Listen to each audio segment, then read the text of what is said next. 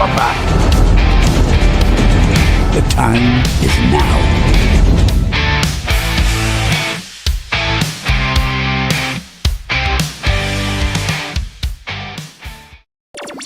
Newcastle United latest news talk. With talkSPORT's Jack Cunningham. Live, weekly, or on NUFC Talk TV. The voice of the Toon Army.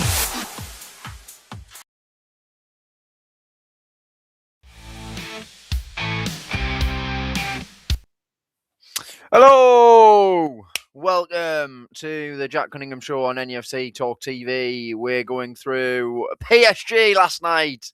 What a performance from Newcastle. Afternoon, Darren. Thank you to have you on. Afternoon, Jack and Co. What was going on with the ref and VR last night? Talk about trying to help PSG win.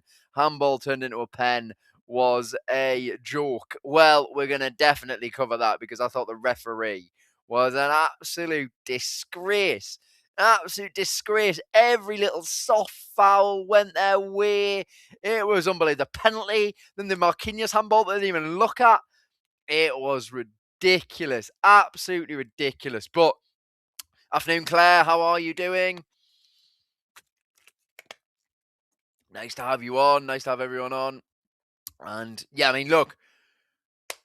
I think one thing we'll say, despite the referee being an absolute numpty, was that was an excellent Newcastle United performance. It was very, very good. It was like the Newcastle of old. Claire says in the PSG on the UEFA board. Now, I'm pretty sure, let's have a look, but let's have Nasir El Khalifi. That is a good question. Nasir Khalifi, chairperson. I'm going to type in what his UEFA role is. UEFA. Yeah, he's a member of UEFA's executive committee. So he was re-elected. He was elected in 2021 and he's been re-elected. So yeah, he's a member of UEFA's executive committee. Whatever that means. But anyway, that is how it is.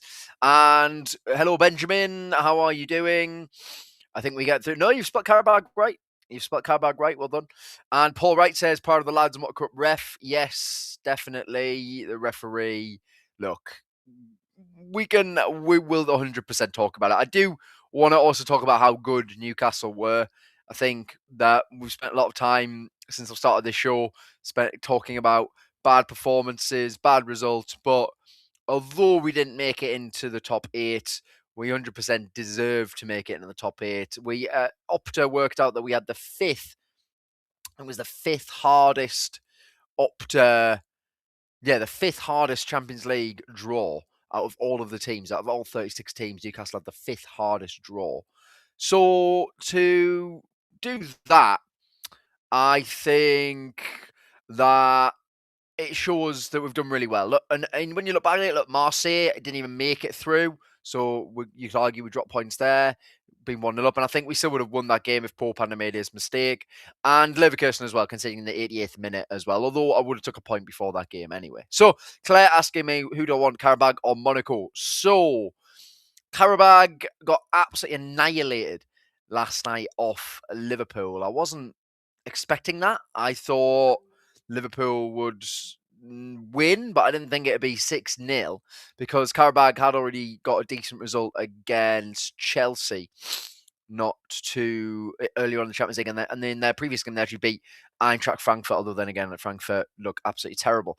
So Karabag, the only issue you've got is actually getting there and the journey. So they play in Baku in Azerbaijan. I was having a look at flights, etc., to get there. And, well, already it's going to be expensive for fans, I'll say that, from basically anywhere we're flying from, because on those dates that it's going to be, you're already looking at like 360 quid return. So you might have to there might be all sorts of mad ways to get there. It'd be a strange away trip, I think. It would probably be the early game if we got Karabag. So I think the way they would do it would be Newcastle would play 5:45. And hello, Harpal, welcome to have you back on. Great to have you on again. So I think it would be the 5:45 kickoff, which would be okay for for travel, but it is just a long way. One thing is, either way, we have the second leg at home, and that's really important, playing Monaco or Karabag. As I said, Monaco, really strange team. I mean, I think Tottenham got absolutely battered by them in a game, but Monaco didn't win. They got annihilated off Real Madrid last week. And then last night, I don't actually know what the score was last night. I think they drew 0-0 with Juventus, because Juventus had a chance of making it. At one point, Juventus looked like they had a chance of making it into the top 8 if they had managed to beat Monaco, but they didn't, which was strange. I mean, there were so many games going on. Yeah, Monaco v Juventus was 0-0. Just having a look at the Monaco team. I mean, they've got Theo Kehrer, who used to play for West Ham, and West Ham fans absolutely hated him. He was useless. Got Dennis Zakaria, who Swiss international midfielder, pretty decent, to be honest. And then Lamine Kamara, who was playing Newcastle, being linked with actually. Lamine Kamara, he is really good. So that's interesting. And Akalushe, another player Newcastle being linked with. So they've got some decent players, and they've got Florian Balogun up front as well. So they've got some decent players. Monaco, you would still fancy Newcastle to beat Monaco over 2 legs. And McGilly Face says, "Hello Jack, love your reaction to the goal on talk. Yeah, I was on the TalkSport goal show last night. It's on YouTube if anyone wants to check it out. It's just on the TalkSport YouTube channel. They sort of did a clip up of me throughout the whole game because I was losing it to the referee, etc. But yeah, I mean, it was a great moment. I was so happy for Joe Willock. He's been through so mad. He's been through some madness, to be fair. The eyes of the Mysterian upon you, for anyone old enough to remember Captain Scarlet on TV, cam light reflection in your specs. I can't do anything about that win. You know, that is my ring light. So, and I need it to have some form of light in the room without putting the big light on. So, unfortunately, you're going to see the odd little bit of the flash of the ring light. Yeah, if I was trying to avoid that, you should be all right. But yeah, no, welcome to have you all on. It's great to have everyone here again. But yeah, no, thank you as well for Gilly for watching. Really appreciate that last night on TalkSport, which is great. And Willikinho, yes, it was so good to see him score. It really was, because yes, he was. Yeah, Pete Davies' brother was on. Yeah, Lee. Lee was on. Lee was on with representing PSG, and I got on really well with Lee. He's a really good lad. So, and I actually work with him. He works on the website with me. So it was really good to share the studio with Lee. And I thought he gave a really good account of himself in terms of explaining about European football, about PSG. He said to me before the game he didn't think PSG would win. And I was like, what? Because I've got to be honest, I didn't fancy Newcastle at all. Not even because of this. When I saw the team, I thought the team, actually, I know a lot of people were a bit baffled by it, but I was like, okay, I get it. We played the back three against Marseille and caused them all sorts of problems. Marseille playing a similar style to PSG, so I kind of got it from that sense.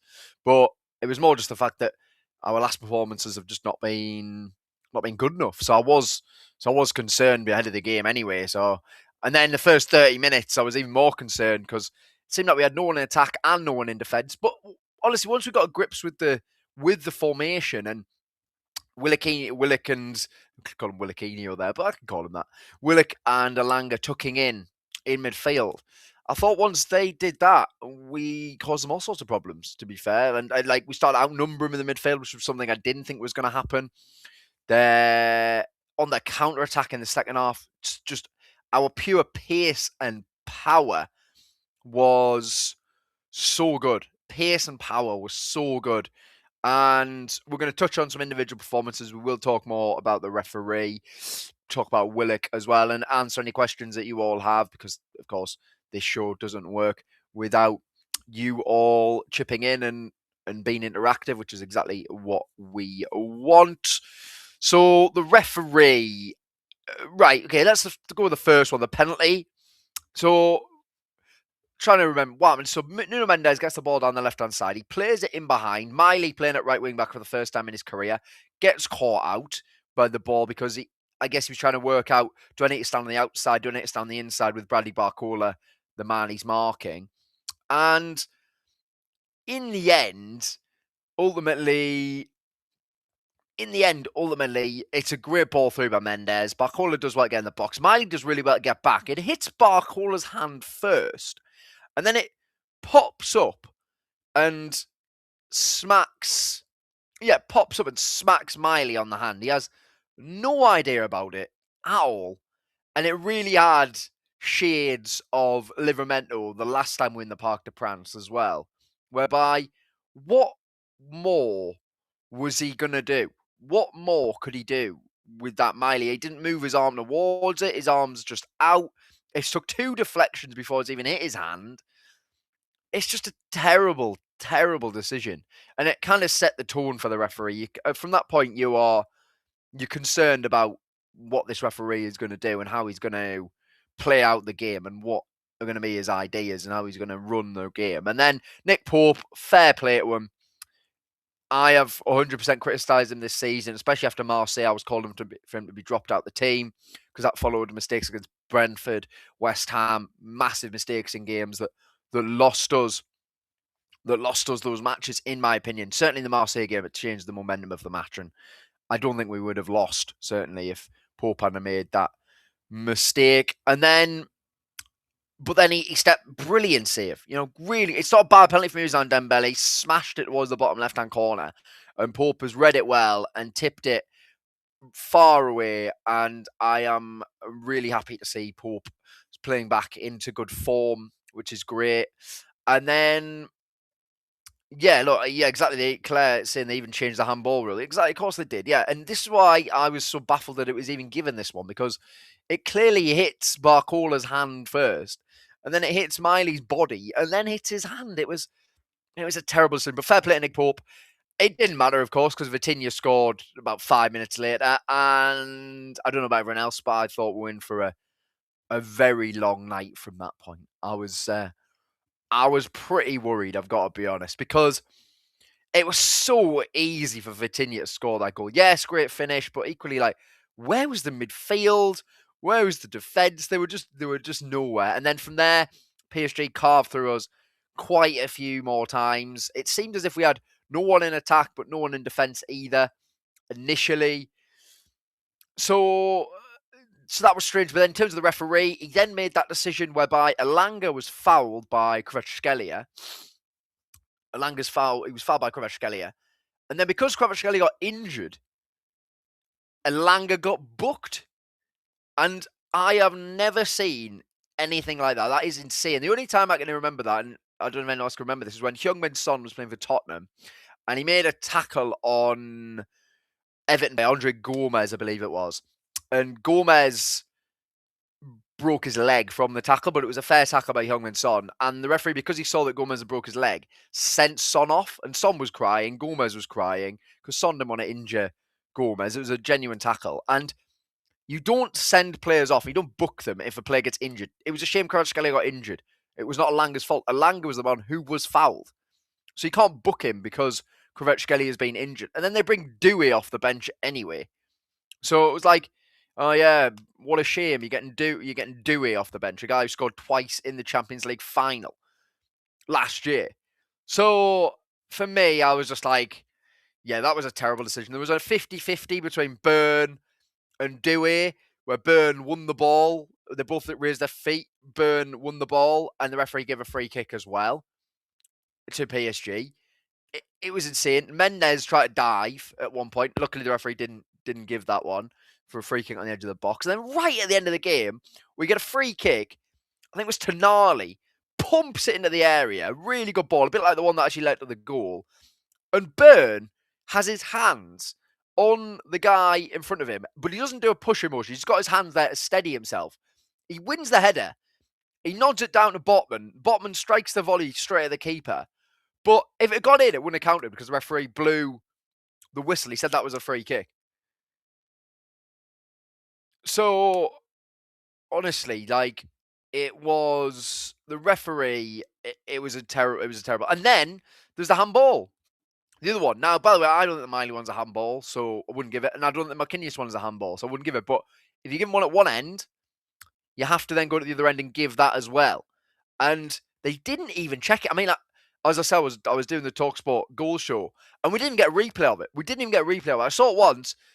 Sam, the host, was like, "Is that handball?" And I was like, "I've got literally no idea because I've not seen a replay of it. I have now managed to find somewhere where I've seen it again, and I don't think that's a handball. But if you're going to give the Miley one, you got to give the Marquinhos one." So that was the referee. I was extremely disappointed in him. Thought that he made it a lot harder for us than it really had to be, because any sort of physicality was just totally, just any sort of physicality was just totally ignored by the referee. It was ridiculous, to be honest. So Colton is saying, "Hey, yes, you do. That ref and VR was corrupted as that." Yeah, I mean, look, there's going to be those accusations, and I think in many ways, like, I understand them. I'm not going to sit here and say, yes, they were corrupt, but equally, I understand the accusations because, like, you've got to point out, that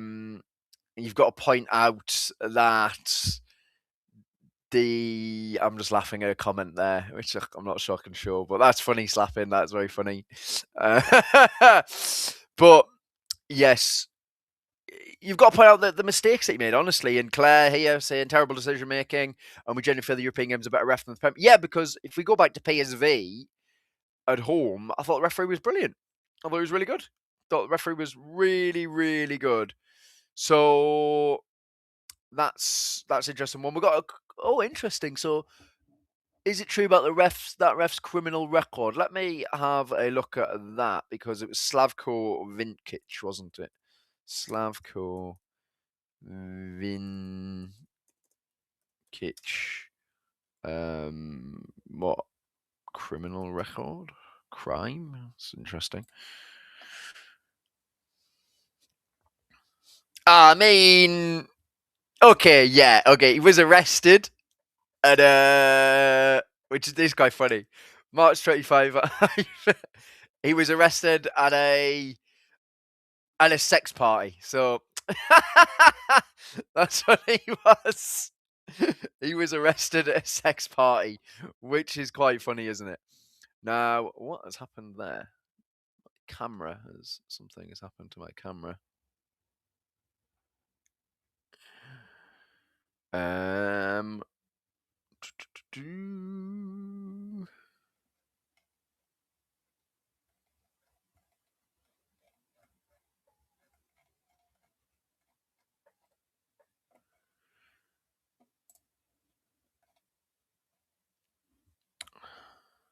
Apologies, something's happened to my camera. I don't know what. Everything seems fine on my end, but it's just changed on the screen for some reason. I'll try and sort this out. I don't know what's happened, but there we go. Oh, it's those screens gone dodgy. Oh, that's weird.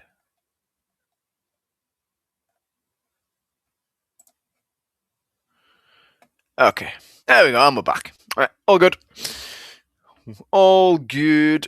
Yes. No. Right. Yeah. So that's the referee. I was seeing Geordie Dan. Hello. Welcome, Geordie Dan. How are you doing? Looney Tune. Really hope Eddie plays a double pivot in midfield now going forward. It worked brilliantly. It worked so well. Really, really good midfield performance from Sandro Tonali and Jacob Ramsey. They were excellent. They were brilliant. I want to touch on them especially as well, but a few more comments flying in. Truls Hagen Christensen, hello, welcome. Good to have you all on. Good to have everyone tuning in and reflecting on a really good performance for Newcastle United. Exactly what we needed after relatively poor performances and poor result against Aston Villa as well. It was exactly what we needed, and it makes you feel as if we can have some big nights in the Champions League. Definitely, this season's been weird. It's been frustrating, especially domestically. But one thing is for certain: Newcastle can go far in the Champions League. So it's Monaco or Karabakh next. The draw is tomorrow.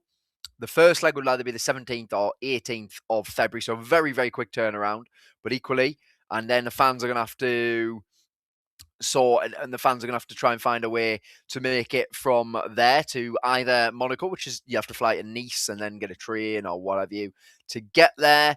So that's that. And then Karabag is Baku. So good luck getting to Baku because I've already had a look at flights just out of interest and they are expensive. So we're going to have to see what happens with the fans getting there. But you know what? We know what Newcastle fans are like. We will make it. Now, Kenny, Lequip said both teams were rubbish, giving 4 out of 10s. Have you seen, if anyone has not seen the Lequip ratings, they are incredible. Like, Lequip are known for being very harsh. They are the most famous, probably, publication in the world for their player ratings because of how harsh they are. Now, they give Willock a 7 out of 10. Now, their 7 out of 10 is like most of the places giving a 10 out of 10. So that is very, very good. Now, Pope got a 7 out of 10 as well. So he was ranked as if he was one of our best players, which I think is fair. Botman got a 6. You know, I've got the ratings. Chow got a 5.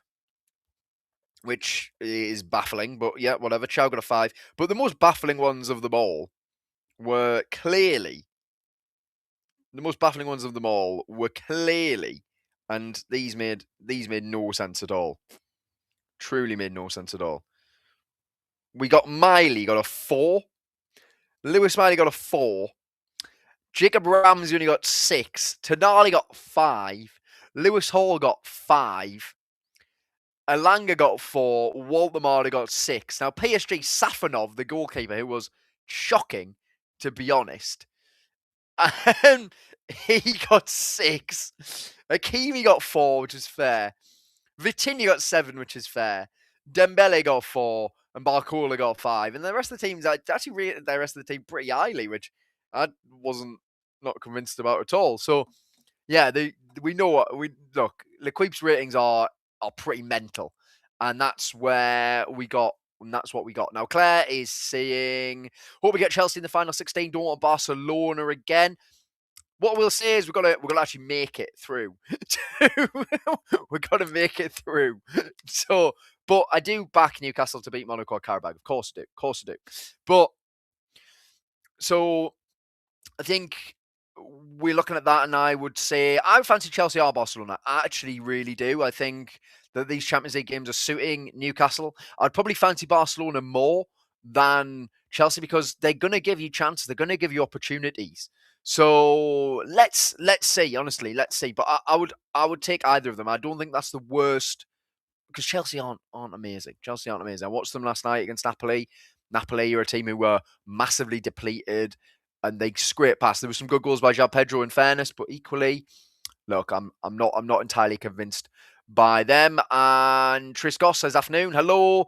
Botman was great, Claire. He was brilliant. And Sven Botman, in the last 4 games now, since he signed his contract, actually, and it was been confirmed, I think we're seeing the old Botman back. Touch wood, he stays fit because he's looking like the Sven Botman that we signed. I thought, even against Villa, he was our best player.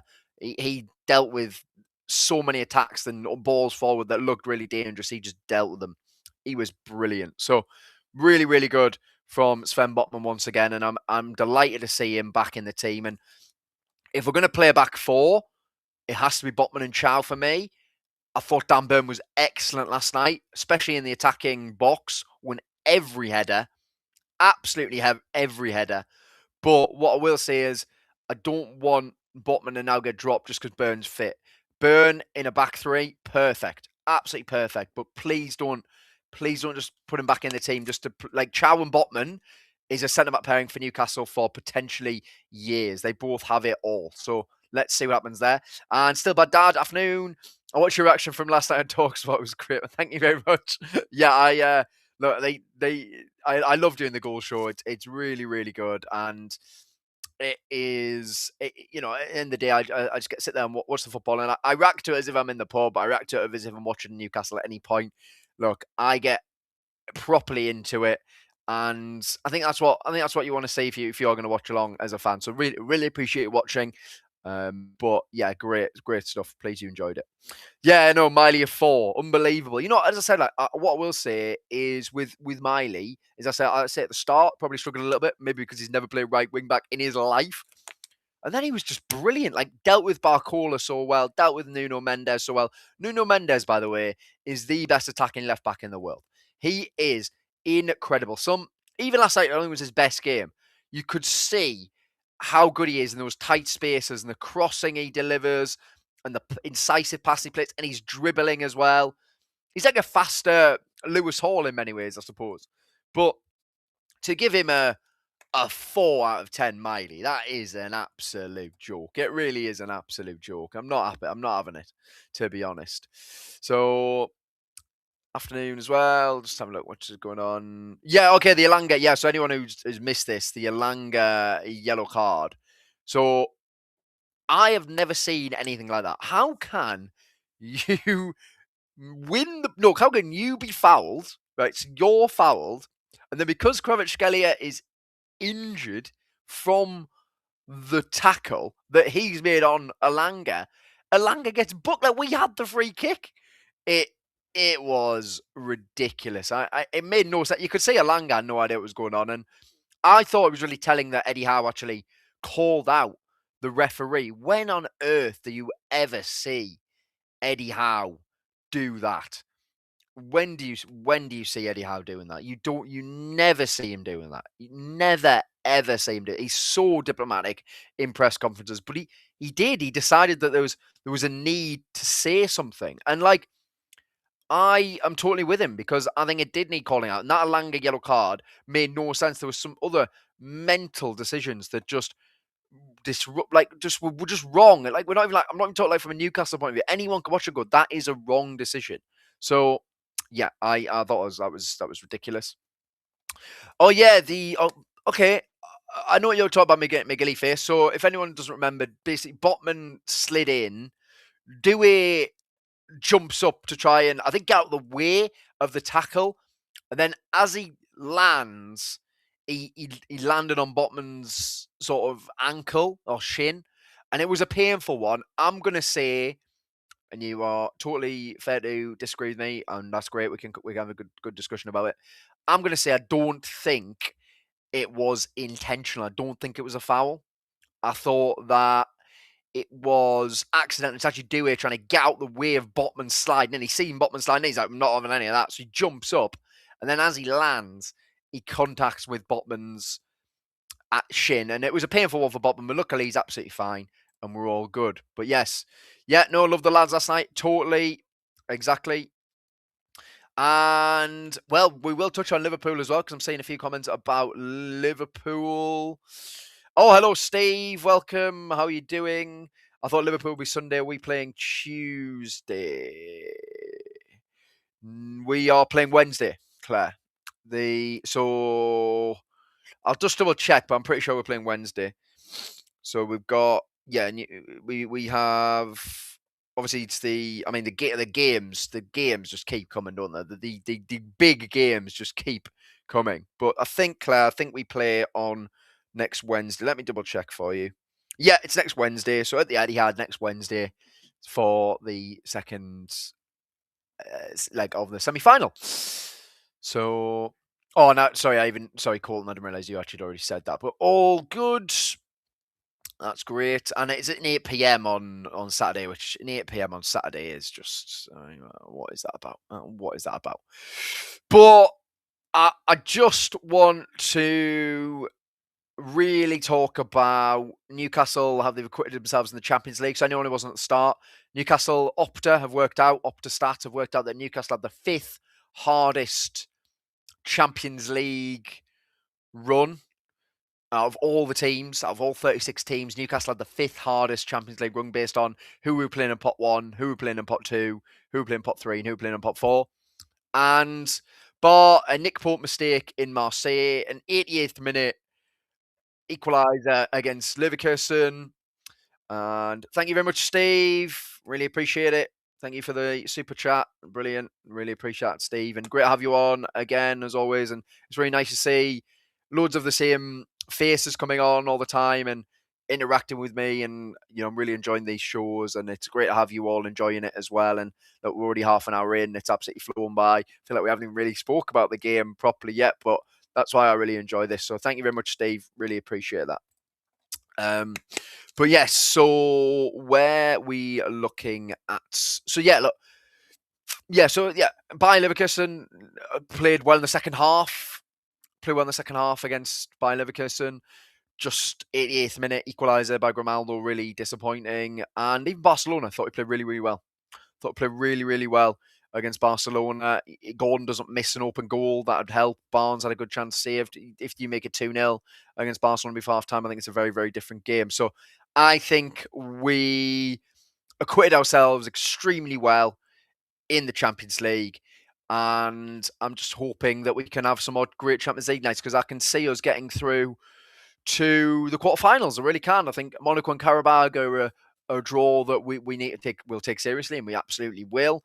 You would expect that even if we didn't win the game away against whoever it is, you to get a draw against Monaco or Karabag, you can bring them back to St James's Park, and you can win from there. And then it's Chelsea or Barcelona. And look, Barcelona, we gave a really, really good account of ourselves against. I would love to actually be able to go to the new camp. That'd be incredible.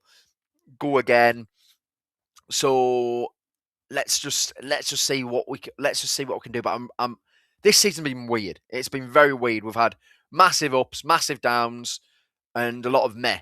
But the Champions League has been a real breath of fresh air. I've absolutely loved it, and I really believe we can get to the quarterfinals. And then who knows? We saw how close Aston Villa pushed PSG last season.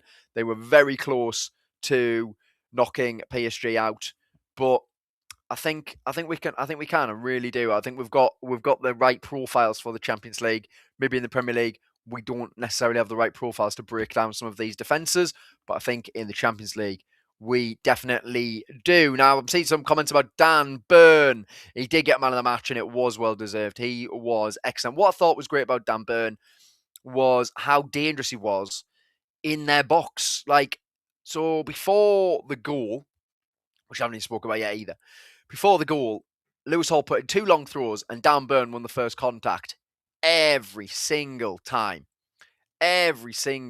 So he won the first contact, flick on, and then it caused some problems. It was one where Waldemar just got up, but he didn't quite make contact with the header. And then for the goal, of course, look, I don't know about everyone else, but I was so happy that Joe Willock scored. Just his first Champions League goal. He's now scored in every competition for Newcastle, which is a great achievement in itself. And it was just a moment that he deserves for the hard work he's put in. Yes, I don't think he's the same player anymore, but I do think his Champions League performances on the wing against Marseille and PSG have been his best of the season. I thought he was really good against Marseille, and I thought he was fantastic last night. And if he timed his run just that little bit better, he would have scored again. And Willock, I don't want people to forget how good he was in 22-23. Yes, we all know the COVID Willock that scored on that mad run under Steve Bruce and saved us, because Steve Bruce was the manager, so we needed someone to save us. But I thought Willock then became just an unbelievable footballer during the back half of 21-22 and then 22-23. That link up he had with Joe Linton, the games he played against Spurs, the games against Everton, the way he could carry the ball up the pitch. He was fantastic. He's one of my favourite Newcastle players, because he clearly loves playing for the club and also does have abundance of talent. 2 horrible Achilles injuries have robbed him of some of his pace and some of his confidence as well. You can see some of his confidence has gone, and just to get that moment, get that header, reads it really well in the box, bosh, get in the back of the net. So happy. So happy that he scored, and I really hope we see the best of Joe Willock from now until the end of the season, because I love that man. I really do love that man. I'm seeing a few comments in about Willock, so I will go through of some of them. Well, there's no comment saying this game didn't change me about being Howe out, and that's absolutely fair. Tracy Goss saying, so plays for Willock, what a champ. Willing scoring from nowhere, and it was amazing to see. Yes, it was. Leeds have to pay 35 million for Willock if they want him. That's how Willock used to play. It literally is. Like, if we think about Willock, honestly, the way he used to carry the ball up the pitch was so good. He would get the ball on one end of the pitch, and within 5 seconds, he's down the other end of the pitch, and that was what made him an excellent player. And we do actually forget he was quality. He did have top technique combined with physical traits, and I'm hoping from now until the end of the season we see him back to his best, because it was so great. No, I don't. Yeah, Claire, I don't think Willock could be going anywhere. There was rumours that Palace were interested. I don't think anyone's going. I don't think we're going to do any transfer business, to be honest. I think it's a case of being quiet and then going again in the summer. And this is what they but I don't want to talk about transfers necessarily too much in this one, because as I said, I don't think there'll be too much happening. But what I will say is I think the summer is going to be the biggest overhaul we've seen of the squad and starting 11. That's my opinion. That's not necessarily knowledge I have. I just think that this is the year to have the regeneration. So I think, yep, that's all good. So Truls is saying it's all up to Willock now. He has proven that he can play. So when he plays in the Prem, prove the same. Yeah, I agree. And honestly, I just think I was so happy for him. So happy for him. I love that lad. And he deserves it all. He deserves that after what he's been through. So really, really pleased for him. I do think he probably will go in the summer though. But that's a question for another day. Now, who else was excellent? Jacob Ramsey. Now, I've been on here a few times. Anyone who's been watching will know that I am a part of the Jacob Ramsey fan club. I am an unashamed member of the Jacob Ramsey fan club. I have always liked him since he was at Aston Villa. I think I've always looked at him and thought he is the perfect Eddie Howe Newcastle midfielder. Now, I don't think that he has been as bad as some people do in basically every game he's played. I think he's made a big impact. I thought against Aston Villa, he was really good. Found some great pockets of space, played some good through balls, won tackles. But I thought last night, in that double pivot, he was stunning. Absolutely stunning. Like, him and Tonali alongside each other. But Ramsey, for the first... Even when Newcastle were pretty poor, he didn't misplace a pass in the opening games. So, in the opening minutes of the game. Like, every single pass he found, a lot of them are forward or intelligent. So, he will always seem to, I think, make the right decision. So, what I'll always say with Ramsey is that it might not always be forward, but it'll always be something that to someone in space who can then advance the ball along. He rarely puts his teammates in tricky situations with his passes. They're always well thought out of, and his work rate on and off the ball was excellent. I wish he'd scored the chance that he had where we played some brilliant interplay on the left-hand side between Gordon and Barnes laid it into Ramsey. Ramsey could have played it at Waldemar. He took a really good first touch. I've got no problems with him having a shot. And it was a really good block by McInnes because it was flying into the top corner. So I want to see him get on the score sheet soon enough, but I think we'll see him with a little run of games now, Ramsey, and because Joe Linton's out for a few weeks, so I think we'll see Ramsey in the team alongside Tonali and Bruno, and I'll keep a Miley at right back because I don't think Trippier's got the legs to play in these games anymore, to be honest. So I think he's a great influence on the dressing room, and he's an important character, and I'd keep him until the end of the season, but I don't want him playing that many minutes, in my opinion.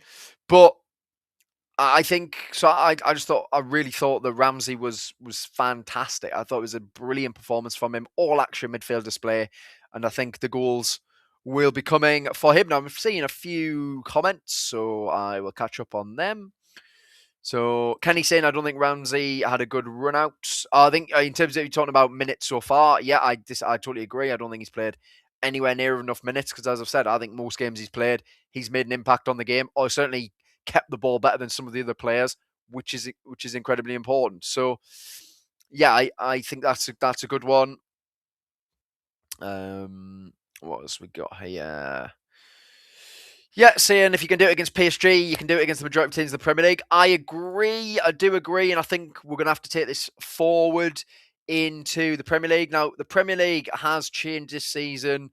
Teams are giving way less space than some of these Champions League teams. But you've still got to find a way to break them down. And we've got to be a bit more creative than we have been in a lot of these games. But I thought last night, with the space, with the incisive passing in midfield, it was really inventive. And it can be that in the Premier League as well. So let's see what happens there. If Howe's here, there'll be a change in some old players, but how 80% of them will get new contracts. I can see that point because we all know that Eddie is extremely loyal to his players, and rightfully so, by the way, because they haven't let him down realistically. But what I will say is that he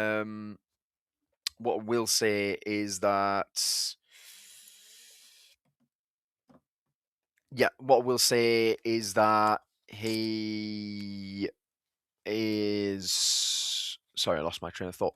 What we'll say is that he is loyal to his players, but equally, he is. I think he's starting. I think he will understand that maybe we'll have to move some of them on. So we'll have to see, but I think that's probably where we are with that one.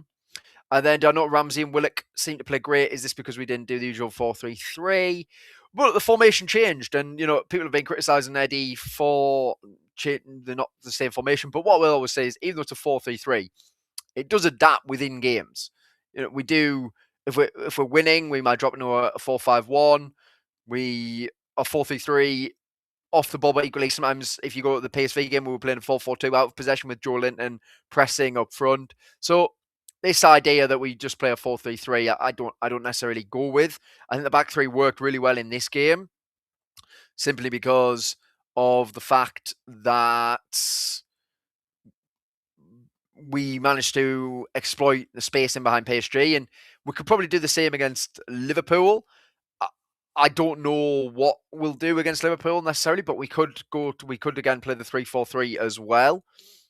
We have with Byrne, Botman, and Chow, you have three very, very good centre backs there. So if you want to play them all in the game, you can. And Miley was very, very good right wing back. Hall is just you run out of words for how good Lewis Hall is. So and that's fair. I think that's all fair points.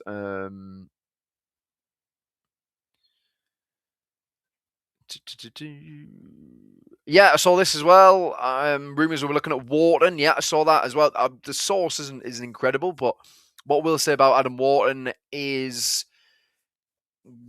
he's a player that would add that creativity to the Newcastle midfield. He's that one who'll be able to unlock the door. We've seen it numerous times for Crystal Palace. He's not a pure 10 in that sense, but what he is a creative midfielder. So let's see what happens with that one in the summer. He will have numerous clubs after him.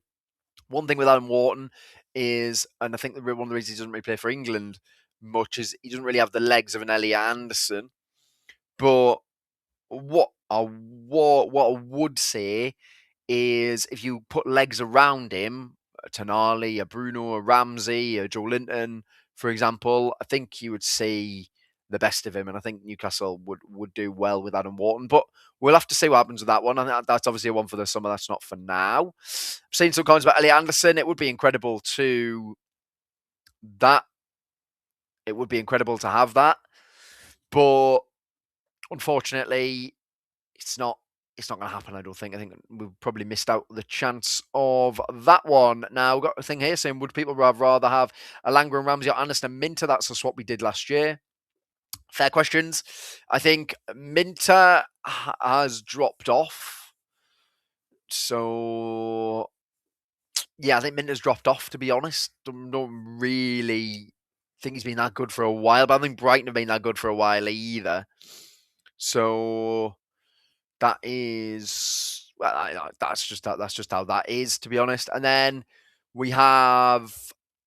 And then Alanga in the last 3 games, I think, is showing what he can offer to Newcastle. And also, I do want to go back to the start of Alanga. I thought that his first game against Aston Villa, he played really well. And against Barcelona, he played he played really well in those games as well. Even Liverpool, actually, as well. I think it's just not getting the goals, not getting the assists. And then there's been some, let's be fair, then there's been some shocking performances since then. But that's how I'd say with Alanga and Minter. I'd say it's relatively similar. I think Minter had a really good year last year, not so good this year. And then Anderson's better than Ramsey, yes. I still think Ramsey will, as I've said, I'm a huge fan of Jacob Ramsey, so I think he'll 100% come good. I'm not too worried about that.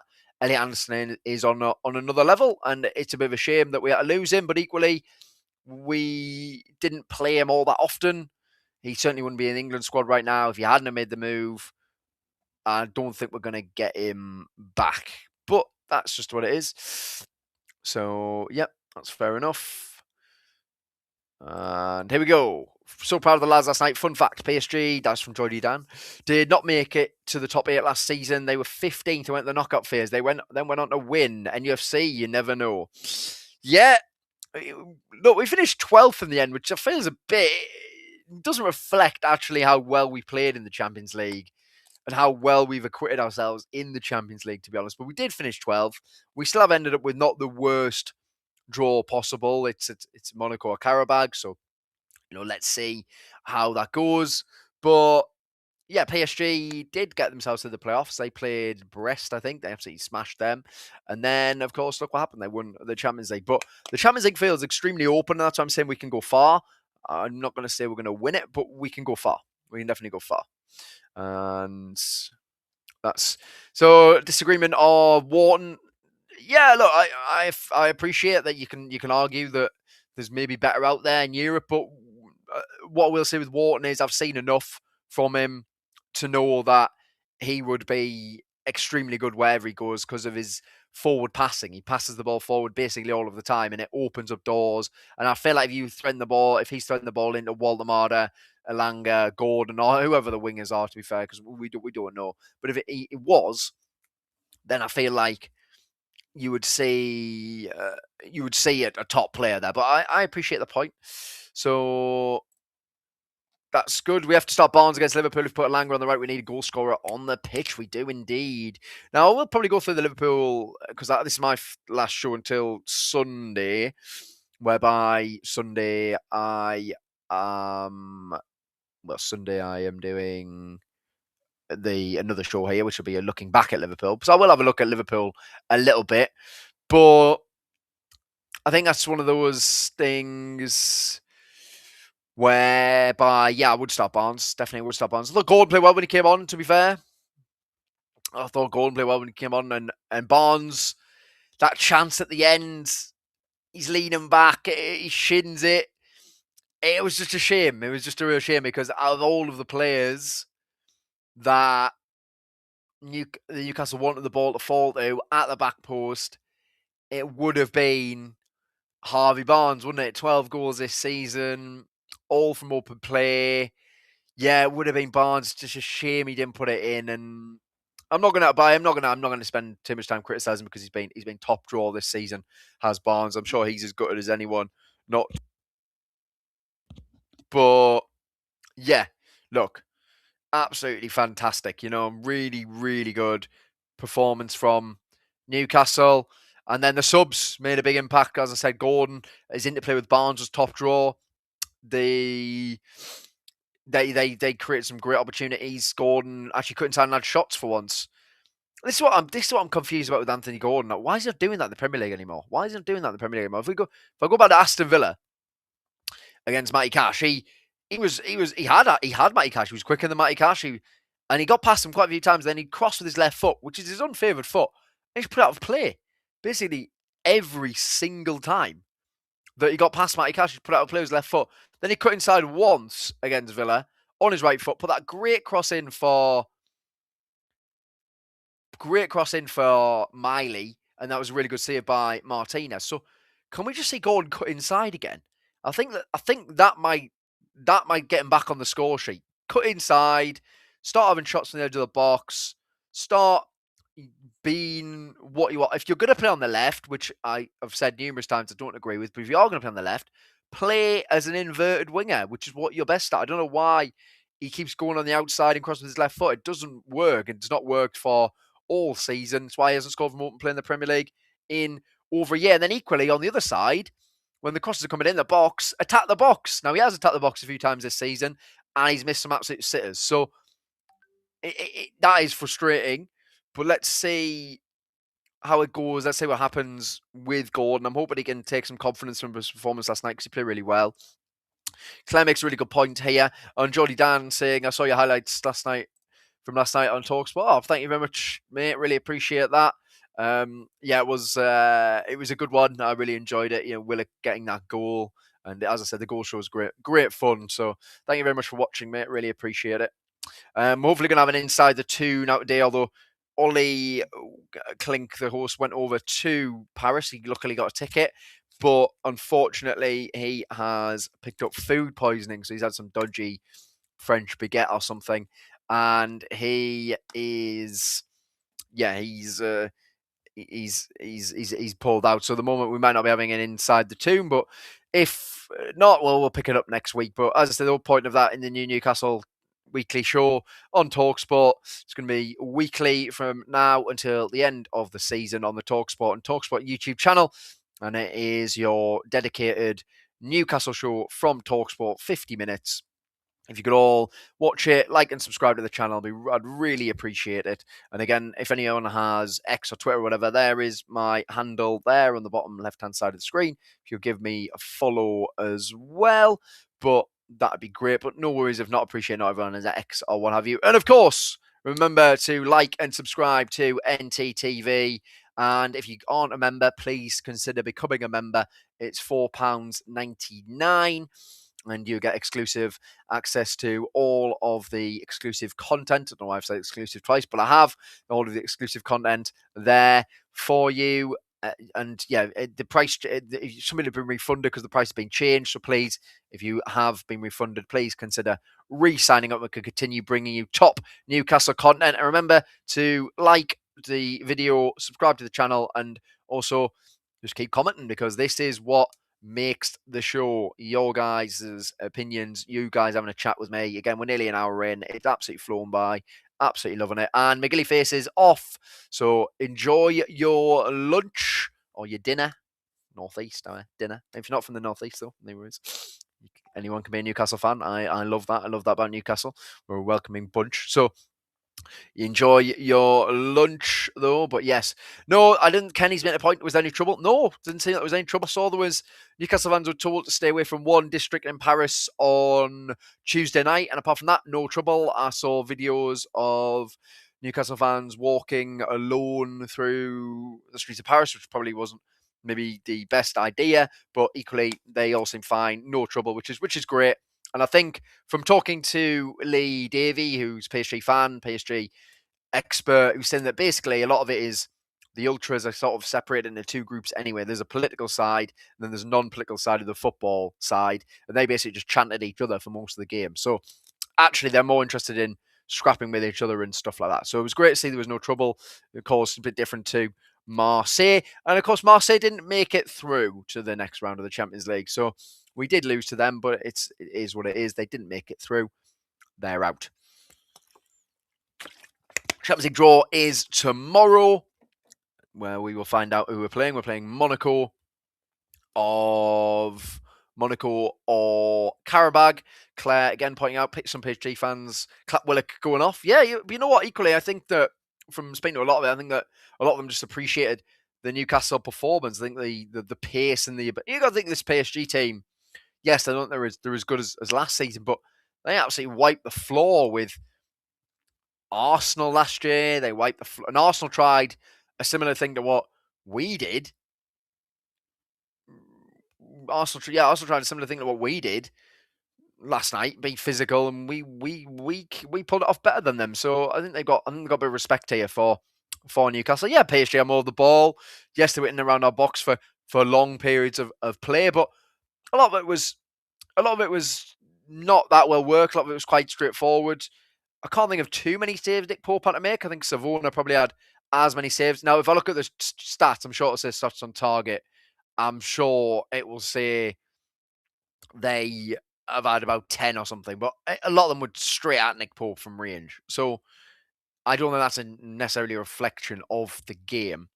Yeah, exactly. PSG took out Liverpool, Villa, and Arsenal last season. Yes, as I said, they're a different team to the one that was last year, but equally, we have acquitted ourselves more than well there against the current European champions. They are the current European champions, and they've got a very good chance of being European champions again. So I think we should be extremely proud of this, and we've got to take this into Liverpool. We really have got to take this into, and it's exactly what Eddie Howe said last night. Wants the team to take it into Liverpool. And look, another thing is Bruno Guimaraes travelled.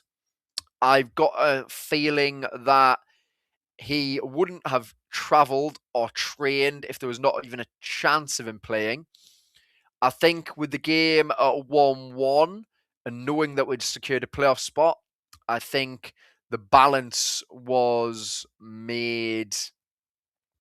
I think the decision was made on balance.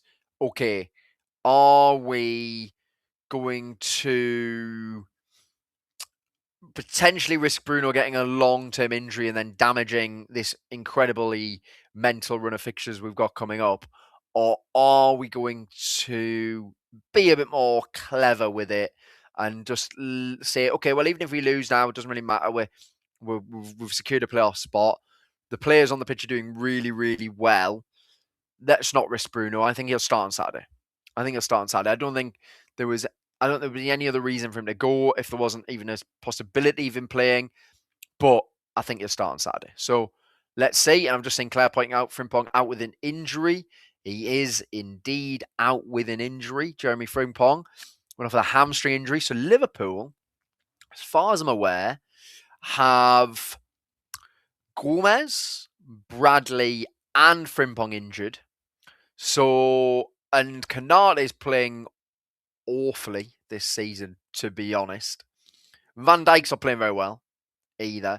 Kirkes and Robertson, but Robertson is been linked with Tottenham. I don't think he's going to go anymore, but has been linked with Tottenham. So, and equally not playing too well either. Lost a bit of his legs that he had. And Kirkes has struggled. He's been a little bit better recently, but that Liverpool defence is definitely there to be got at. Whoever plays behind Mohamed Salah is not going to get much help from Mohamed Salah in the game. We know that. That's just not how it goes. So, yeah, I think, and everyone else making some points here about Bruno, which is totally great. Jordy Dan, yeah, better to be safe than sorry with Bruno, not worth the risk. Yeah, I totally agree. Like, genuinely, I think that if it'd been a situation whereby we needed to win to even make it into the next round of the Champions League, then yes, you bring him on. But ultimately, we weren't in that position. He was there if we needed him. Ultimately, the team was playing well enough. It wasn't like we were hanging on at the end. We were the team who was on top. So, yeah, I think that's great. And Kenny has just spent £150 at the club shop. Kenny, what have you bought? Please do digest. You can't just drop that and then just not say anything. So please do digest that one. I'll be interested to hear that. So, and yeah, Bruno will be desperate to play at Liverpool. He will be. He'll be desperate to play every game. I'm sure he was really keen to get on last night, to be honest. But I thought Tonali and Ramsey in that midfield too were excellent. They were two of our best players, and look, no one played badly. No one played badly. As I say, first half an hour was extremely worried, to be fair. It felt like we were in trouble. But actually what happened was we turned it around and we produced arguably our best performance of the season. I think that's a fair idea. That's a fair reflection on what happened, because yeah, I think that's a fair reflection on the performance. I think it was our best performance of the season. It was much more like the Newcastle of old, that pace, that power, that aggression, the good defending as well. We've always been a good defensive team and don't really allow a lot of. I think this season again, actually, the XG, people can hate it if they want. But what I do, and I don't necessarily think it's the be all and end all. What I will say about XG, do you think it gives you a rough idea of the quality of chances you are conceding? And Newcastle in the Premier League have the second best XG conceded. So I do think that we've just made some dodgy errors that have led to silly goals being conceded. In the Champions League, we end up only conceding 7 goals in the Champions League from 8 games. That is very, very good. And 2 of them in the first game against Barcelona. So that is very, very good. And two against Marseille and 2 against Liverpool. So, of course, like, we actually kept a lot of clean sheets in the Champions League. We did amazingly in the Champions League, actually. So, defensively as well. So, I'm hoping and feeling as if this second half of the season, we are going to see a better Newcastle in every single competition. Kenny has revealed what he got. So he got a jacket, a top, and a cap for the old Adidas 96 top. Well, mate, that sounds fantastic. And why not? I mean, the Adidas gear is actually top drawer, isn't it? So why not getting yourself some of that? I think that's a great idea. But yeah, I mean, like, ultimately, that is just where I thought, and that's why I'm up with the Champions League. I think we've got a chance of going really far, and we should enjoy it. Let's enjoy it. Let's enjoy it. And as Chris says, smash the likes, folks, and help the channel out. Yes, definitely. Please like and subscribe. And as I say, I absolutely love bringing these to you. And it's great to have a good now section of regulars on all the time. And always good to have an interaction about Newcastle. And it's nice to be on after actually a positive result and a positive performance in a strange season. Not a bad season, a strange season. There's been a weird feeling around the club. And and as I've said, there's been, I mean, the suggestions of, and everyone has the right, the suggestions from many people that it's maybe time for Eddie to go. And we still don't know if that decision will be made in the summer. There was a report from Mark Douglas saying that PIF are still massively keen for him to remain the manager. So, yeah, let's see what happens. Now, Kenny makes an interesting point here. He says, surely at the start of the Champions League quarter-final was our aim. I think the first aim was just to get through. So I certainly thought that when we got the draw, I was like, okay, Barcelona at home, first game, great, bring it on, that'd be class. Union away, I was like, okay, we should win that. I was like, Marseille away, that's pretty difficult. By Leverkusen away, that's pretty difficult. And then home games were Benfica. I was like, that's not going to be easy. Benfica have turned out to be a lot worse than... Oh, God, but the Benfica, wow, last night. Wow. 3-2 up against Real Madrid. They needed one more goal to get through. Real Madrid down to 9 men. And Mourinho, he just waves forward He just waves forward Trubin. And there's the goalkeeper who was wasting time 2 minutes ago. And he heads it in. And that's why we love football. That was just brilliant. Jose is back. Real Madrid are going to play Benfica as well, potentially in the next round. So great stuff. And Kyle Pittin Dre. Sorry if I got that wrong. Hello, my new sub. Hey, brilliant. Thank you very much, mate. Thank you very much. Really, really great to have you on as a subscriber. Hope you enjoy the shows. There's numerous more like this as well. So there we go. That's what brilliant. Thank you very much. And great to have you on. That's just brilliant. Hope you enjoy the content. So yeah, fantastic. Got a good point here. We got from Ronald Turnbull. Says PF, by the way, welcome Ronald. PF a spot on Howe for 5 more years. Howe in. Well, there we go. So I think that Howe was. Look, I appreciate that because I've even said it as well. I think we need better game plans in certain situations. I think that we can do more than just endlessly crossing the ball. But Howe has earned the right and earned the time to get this right and to turn it around. And we did have our best player ripped away from us, and what the whole game plan was built around. And we've signed 2 strikers who are different. I think I wanted to touch on Walter Mauder actually because I know that his goal-scoring drought is going on. But I thought after struggling in the first half, I thought he was really good in the second half. And I felt like we were starting to use him much better. And there was just a few times where if we can just get it right, we're gonna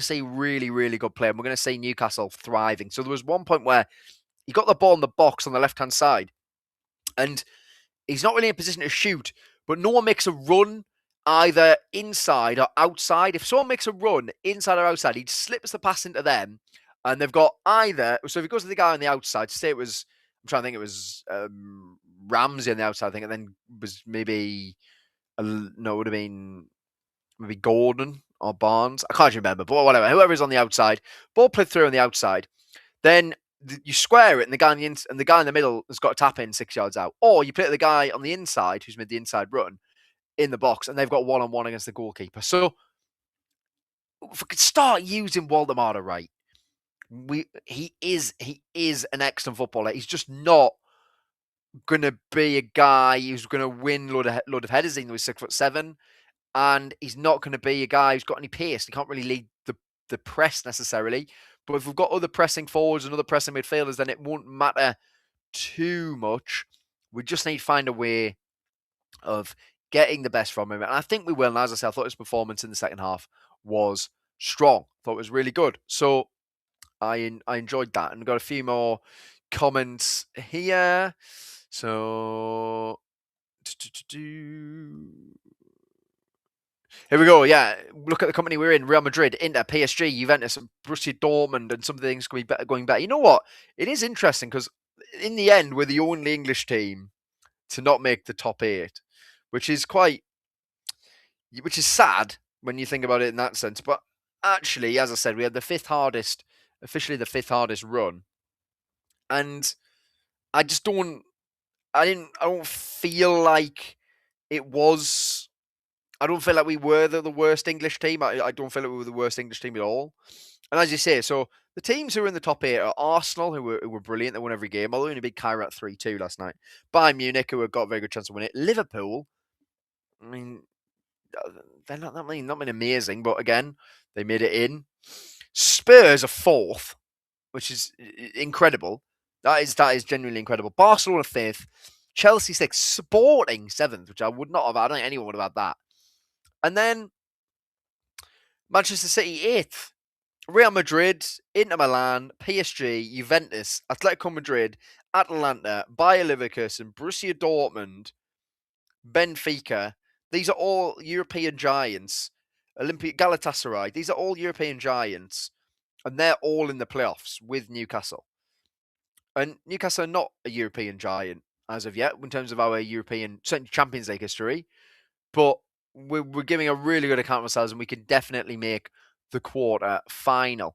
Now, Kenny's talking about the Barcelona again. The Barca game is 2 bits of magic from Rashford. Yeah, again, honestly, we did not play bad against Barcelona. Again, that was probably one of our best performances this season. So, yeah, really, really good. Yeah, no, Jordy Dan, you are right. Yeah, the second game of the knockout, we are at home. Newcastle are at home in the second game of the knockout. There is no question about that. Newcastle will be at home for the second knockout game, which is really important. I think you can go away to Monaco or Karabag. Hopefully you do win the game. If you take a narrow lead back to St James's Park, that will be brilliant. So that'd be really good. Let's see what happens there with that. Now, we've got 20 minutes left. And then I need to get ready for work. But 20 minutes left. So any questions, please hold them down as well. But equally, I'll just try and talk a bit more. Maybe look at a bit to Liverpool, actually. So, trying to think here. Liverpool. Right. We are not going to have a better chance in... Yeah, so if Newcastle had lost... So, Kenny, sorry, made a good point. Anyone do the maths where we've finished? Yeah, so basically, I saw this. Newcastle had lost 6-0 last night.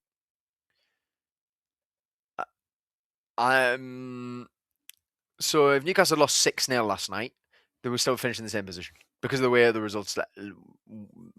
results went. So in the end, it was win or not get into the playoffs. So here's what it is. But look, our goal difference was 10. We scored 17 goals. We conceded 7. It was a very good league phase. It's a shame we didn't make it, but look, and it's a couple extra games we probably didn't need. But I do think we can go into them feeling confident and feeling that we can get a result, because Monaco and Karabakh are probably not going to necessarily sit back and because they want to get through as well. So I think they'll come out and give us a go. So let's see. Now, Claire saying I saw a thumbnail with Hall in a Liverpool top with the title Ornstein suggesting they buy him. That is absolute nonsense. David Ornstein has said nothing of the sort about Lewis Hall going to Liverpool. So don't even. It's absolutely fine. Like, look, I'm sure there will be teams interested in Lewis Hall. I don't think this summer. I think that Newcastle are in a strong position. However, he is someone that you need to give a new contract to. He is so good, and I'm expecting him to go into the World Cup, and I'm expecting him to start. So at the World Cup for England as well. I think he's England's best left back by a long way as well. I like Nico O'Reilly. I think he's good. Apart from that, I don't see any. Mazo Skelly, no, doesn't even play for Arsenal. Literally doesn't play for Arsenal. How can he be starting left back? So after the World Cup, we might see some interest in Lewis Hall because, as I said, I think he'll start. I think he'll shine as well. But Newcastle can't be selling a player like that. I think if we already lost Isak, which is a huge shame. I think it'd be nice if Isak could give us one more season, and I think he could have joined Barcelona, Real Madrid. I really do think he could have joined one of those teams and could have gone to Bayern Munich, replaced Harry Kane, whatever. Got one of those teams in the summer. In the end, of course, he didn't. I think that Hall will be staying at Newcastle, and he has to stay at Newcastle if they want to do this 2030 thing. It's only 4 years away, where they want Newcastle to be one of the biggest clubs in the world. You're not going to be one of the biggest clubs in the world if you keep losing top-class players like that. So need Lewis Hall a new contract, need Lewis Miley a new contract as well, but that's all for, I guess, another time. Now, going into Liverpool on Saturday, Anfield. Well, our record there is absolutely terrible. It was the last time we won there in 1995. That is a long time ago. That's a long time ago. That is well before I was, just before I was born. Not well before I was born, just before I was born. But 1995 is the last time Newcastle won in Anfield. That is... I'm being asked by Kyle here, what's my opinion on Leeds? My opinion on Leeds is that they've turned it around. I thought they'd wasted time by keeping Daniel Farke as manager. So they should have, well, initially I thought they should have sacked him straight away and got a guy in who's actually done well in the Premier League before, because Farke's always failed in the Premier League. He then changed to a back three, and Leeds have been excellent. Calvert-Lewin scoring a load of goals. And is it Leeds Arsenal at the weekend? I believe it is. I'll just have a double check, but I believe it is Leeds Arsenal at the weekend. And that is not an easy game for Arsenal. Not even remotely. So let's have a look at this. Sunday, it might be Saturday. Yeah, Leeds Arsenal, 3 p.m. Yeah, I fancy Leeds to get something. I really do. Fancy Leeds to get something out of that game. Definitely.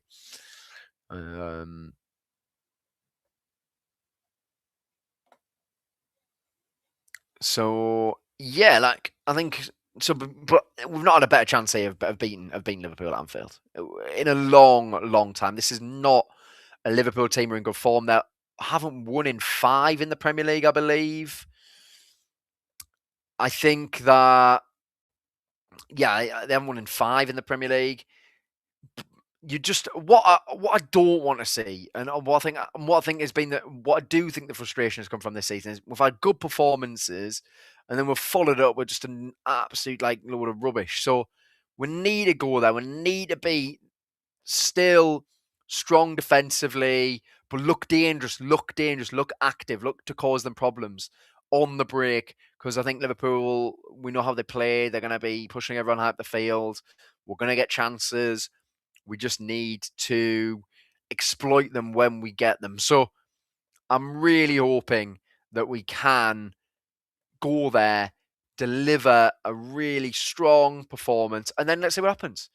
We want to see a strong performance. Strong performance is the important thing, because if you deliver a good performance in a game like that, you've got a good chance of taking something against a team who aren't playing well. If you turn up and don't turn up yourself, if we don't turn up, then we haven't got a chance to get anything from them, because they do have quality. Florian Wirtz is playing well now. He's finding good link up with Hugo Ekitike. Soboslai's having an incredible season. They will score, Liverpool. They've got goal scorers in the team. So,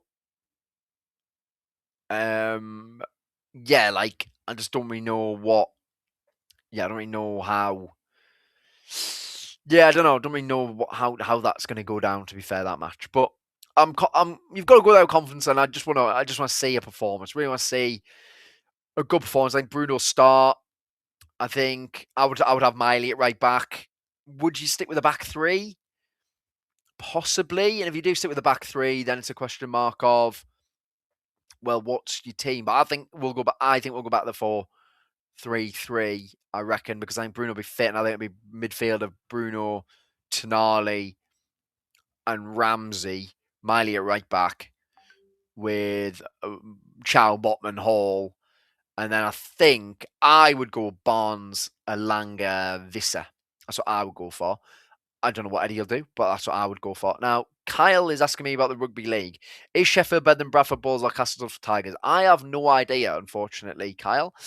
Thank you for subscribing. Really appreciate it, but I can't help you with the rugby league. It's not my thing. I prefer rugby union, but even then, rugby, not really my thing, to be fair. Football, that's the one. Cricket as well. I do love cricket. Cricket is my jam as well, but no, not rugby league, I'm afraid. So if anyone was watching, if they want to send in their Liverpool teams, what they think it'll be, what they would like to see, then great. Please whack them down in the comments. As I got about 13 minutes or so left, and then I will leave you all to get on with your afternoons. But Sandro Tonali as well for against Aston Villa, although he was unlucky not to score after that brilliant run in the first minute. And he gave the ball away a couple of times against Villa, but overall, I thought it was a very, very strong performance against Aston Villa from Sandro Tonali. And I was extremely happy to see him playing so well against PSG as well. His engine is just unbelievable, up and down the pitch. And after looking a bit short of energy, probably late December, well, it's Derby, unfortunately. Derby kind of onwards, he's looking back to his incredible best. So really excited to see what he can do in the remainder of the season. Looking like Tonali is back. Jacob Ramsey looking like starting to, well, as I've said, I don't think he's played badly anyway, but I think that was definitely his best performance. Most people are in agreement with that. And then equally, we have, well, I'm trying to think, what else do we have? So we have, don't think anyone's seen that Rio kid since. No, they haven't. They're the winner in 90, was it 97th minute or something? The winner. Yeah, he is. He's not been seen since. You're all right. You're all right, Kenny. He's not been seen since. It's actually unbelievable, actually. I would have been fine if he'd gone on and been like incredible, but he's literally not played. It's ridiculous. He's literally not played. And when he has played, he hasn't done much. It's just typical Newcastle. Lyle saying, do I not think Tonali needs a rest? His form's not great. Well, that's what I'm saying. I think that his form is good now in the last two games anyway. I thought against Wolves was really bad. I thought second half, it's basically from second half against PSV. I think so. Last 2.5 games, I think he's been very, very good. Thought second half against PSV, very good. And then I thought the Aston Villa game, he was excellent in that midfield, really driving us forward. When, again, I thought the Villa game was strange. I thought it was the game plan that let us down more than anything. I thought individually there was some really strong performances. I thought Tonali was one of those. But then, and then I thought against last night was brilliant. But yeah, we might end up resting because he can't play in 90 minutes every game. He can't. You do need to rotate. So let's see. But there are options there. And if he wants to bring Trippier back, then he wants to bring Trippier back. I personally wouldn't. I'd put Miley at right back because I think Miley's done a wonderful job at right back and at right wing back last night. And again, we could even see the back three again because Burn did nothing. Well, Burn was excellent. But again, and people can again agree with me, disagree with me, whatever they want. I just wouldn't be having Burn now is in the defensive two if we're going to play back four. I think it's got to be Botman and Chow is your back two because they're both younger, more athletic, and equally just playing top drop draw at the moment. So let's see what happens with that. But Burn was excellent. If we want to play the back three again, keep Byrne there, then I'll be absolutely fine with that. It's just then the question is, who are your midfield? Who are your midfields? Two, if you do that. Now, Kenny's been at a point here about Chow. He needs a rest. He has played. Now, I had the stat not long ago, and I can't remember what it is, but he's played over 30 games in a row now. So, over 30 games in a row now, he has played Chow. It is incredible endurance from him, and I don't think the levels have dropped, really. I think, against Leeds first half, that's probably it. It's been really good in basically every other game. But I can see the point of maybe giving him a rest. So, Geordie Dancing, don't let Mighty win here. That what point was that on? I'm interested to know. Please let me know what point that was, because I'm intrigued. Was it maybe whatever Burn or Trippier or whatever? Just let us know. That'd be great. Yeah, Ronald saying, he was man of the match. He was man of the match. Ah, right. So, me saying, I'm just going to make this clear. So, me saying that I don't think Burn should be in the back four and I'd have Botman over Burn. That's the point you're on about. Okay, fair enough. Yeah, I get it. I mean, the thing with Burn, he's a legend. He's a Newcastle legend. He's lived the dream. He has become an England international. He has never let us down. But he is a little bit limited in a few things. He can't do everything that Botman can when Botman's on form and Botman looks back to his levels again. So it's harsh in a lot of ways, but equally, if Newcastle are going to evolve and keep pushing on, there's got to be some harsh decisions. If you look at Pep Guardiola, he's evolved his squad numerous times. Jurgen Klopp evolved his squad. And even when we go back to Fergie has evolved his squad numerous times. You've got to be harsh sometimes. I would keep Burn, obviously. But, I'm just saying that Botman should start over Burn. If you're not playing a back three, it's Botman over Burn. It's as simple as that. Yeah, Trippier's too old now. It's risky when we have a corner and I don't know why he's on set pieces still. He can't take them anymore. He actually can't take them anymore. Miley's better. Tonali's better. Bruno's better. They're all better at set. Hall's better. They're all better at set pieces. I don't know why just when Trippier's on the pitch, he takes set pieces. He has been a brilliant signing for Newcastle. One of our best, no question or whatsoever about Kieran Trippier. One of our best ever signings. But what I will say is that, again, it's getting that point where we've got to be ruthless with these players now and potentially move them on. So I think in the summer it'd be time for him to go. Or if he wants to stay, he can become, and he doesn't want to play football anymore, I would happily give him a coaching role because it's clearly a massive part of the dressing room. Just we don't need to give him a new contract. He has more than paid back the fee. Played a massive role in Newcastle winning our first trophy in however long. Genuinely incredible. So, yeah. And Geordie Dan agrees with me. Good lad. Yeah, Botman over Burn. But again, it's a fair argument. I understand why people would have Burn over Botman because of the fact that Burn has never let Newcastle down. And even then, even I will be honest, even a month ago, I was concerned about Botman because I thought that some games he was excellent. Some games he looked awful. Bournemouth, especially at home, he was dreadful in that match. And even Leeds, to be honest, pretty poor. But what I say is that what I'm saying now is the steady consistency of Botman getting better and better and better. And against Villa, I thought he was unbelievable against Villa. He was elite. It was great to see. It really was. But yeah. So Howe said he would like Trippier to stay after he retires. Yeah, it makes sense. And another Magpie Steak Bakes. What a great name. I hope Trips joins the staff. And Trace is saying love Trips. Yeah, I want to make it clear. I have got nothing but respect and appreciation for Kieran Trippier for what he has done for Newcastle, especially when it looked like after sort of that Chelsea mistake, and obviously things going on in his personal life, clearly affected him in some way, and of course they did. But he's recovered. He's done really well. I just think that now, unfortunately, in the Premier League, unfortunately now in the Premier League, with the pace of the players, with the ability of the players and the strength that some of them have, he can't deal with these wingers anymore. And it's fine. It's not it happens. It happens. He's still clearly an excellent technical footballer and he's clearly still a leader. So you want to keep him for that reason. Fair. He just shouldn't be starting many games anymore. Just my opinion, but that's all it is. And Aid Bird, Billy, day back from hospital. Is everything okay? Hope it is. But unfortunately, I'm not going to be on for too much longer. But anyone who is on, please remember, like and subscribe. Thank you all again for tuning in and making the show what it is. It wouldn't be anything without you. It'd just be me talking to myself for an hour and a half. So, Toon Nut as well just joined as well. So, welcome, Toon Nut. I'm welcome to have you on. I'm sorry that you're not going to get long, but it is what it is. And again, I appreciate with these shows that they're not consistently. I'll try and keep the times consistent, but I know the days aren't consistent simply because it has to work around with my work. It's as simple as that. But yeah, all good.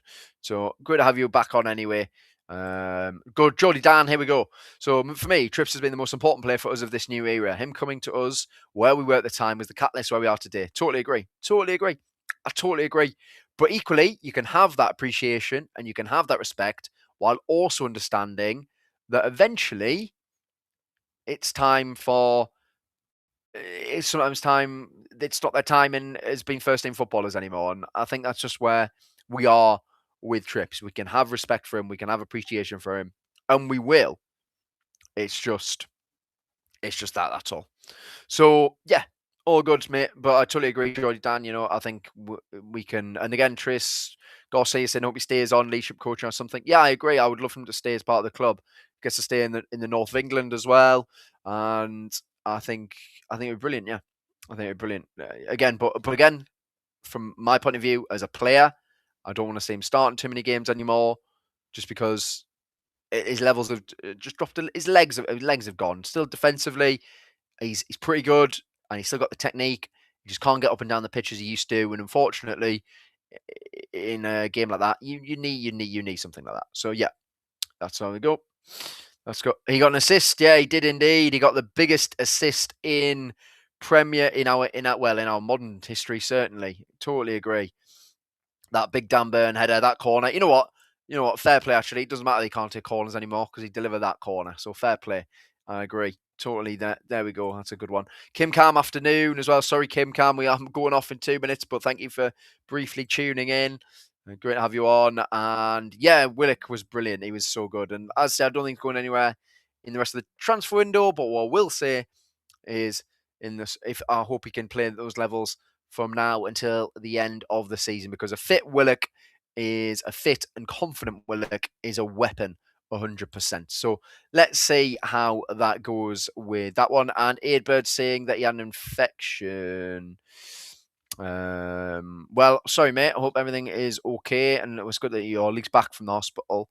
And I hope you enjoyed the game last night. I'm sure everyone did enjoy the game last night. Claire saying, see Trippier going abroad. Yeah, maybe if he fancies still playing and wants that one more payday. So why not? It's a fair point. Aidbird saying that it should go to Borough. That's interesting. Gets to stay in the area, yeah. So yeah, that's fair. And yeah, so well. That's going to be me, I think, for today. Another show that has absolutely flown by. Thank you all so much for watching. Please like and subscribe. Remember, if you're not an NTTV member, then do sign up for £4.99. If you were refunded, then please come back to it again and rejoin. You get the exclusive content. And if you aren't watching, I don't know if there will be one today because unfortunately the host is ill. Please do watch Inside the Toon on the talkSPORT and talkSPORT Newcastle YouTube channel. Please subscribe to the channel as well. It's going to be your weekly Newcastle United show from talkSPORT with me on every week.